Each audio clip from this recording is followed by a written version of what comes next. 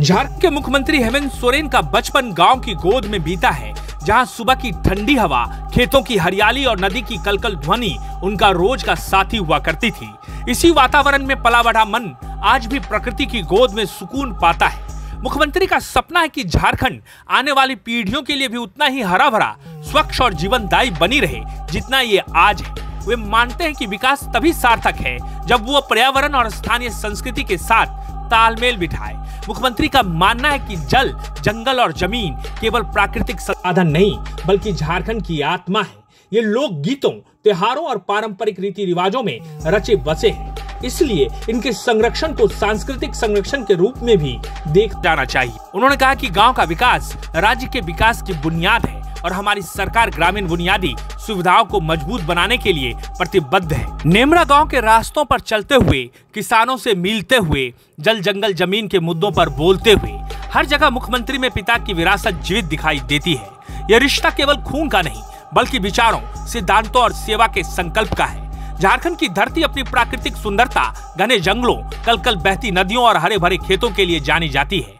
इस धरती के सच्चे बेटे और वर्तमान में मुख्यमंत्री हेमंत सोरेन को प्रकृति से गहरा लगाव है। ये लगाव केवल शब्दों में नहीं बल्कि उनकी जीवन शैली और उनकी नीतियों में साफ दिखाई देता है।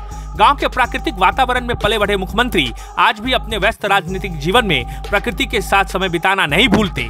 इसी क्रम में आज मुख्यमंत्री अपने पैतृक गांव नेमरा में सादगीपूर्ण अंदाज में गांव की गलियों और पगडंडियों पर घूमते हुए नजर आए। निरीक्षण के दौरान मुख्यमंत्री ने ग्रामीणों से बातचीत की और उनकी समस्याओं एवं सुझावों को ध्यान से सुना। मुख्यमंत्री हेमंत सोरेन को लोग सिर्फ राज्य का मुख्यमंत्री नहीं बल्कि अपने पिता दिशोम गुरु दिवंगत शिबू सोरेन जी की परछाई के रूप में भी देखते हैं। चाहे ग्रामीण इलाकों का दौरा हो, गरीब और वंचितों की समस्याएं सुनना हो या जल, जंगल और जमीन की रक्षा के लिए ठोस कदम उठाना हो, हर कार्य में गुरुजी की सोच और आदर्श साफ झलकते हैं। जनसेवा, सरल स्वभाव और लोगों से गहरे जुड़ाव की वही विरासत जिसे गुरुजी ने दशकों तक निभाया, आज मुख्यमंत्री अपने कार्यों से उसे आगे बढ़ा रहे हैं। मुख्यमंत्री के व्यक्तित्व में वो सादगी है, वो संघर्ष और वो अटूट समर्पण झलकता है जिसने गुरुजी को लोगों के दिलों में अमर कर दिया। मुख्यमंत्री ने कहा कि उनके जीवन का हर कदम पिता की सीख और आशीर्वाद से प्रेरित है। गुरुजी ने सिखाया कि राजनीति का अर्थ केवल सत्ता नहीं बल्कि जनता की सेवा और अधिकारों की रक्षा है। जल, जंगल और जमीन राज्य की पहचान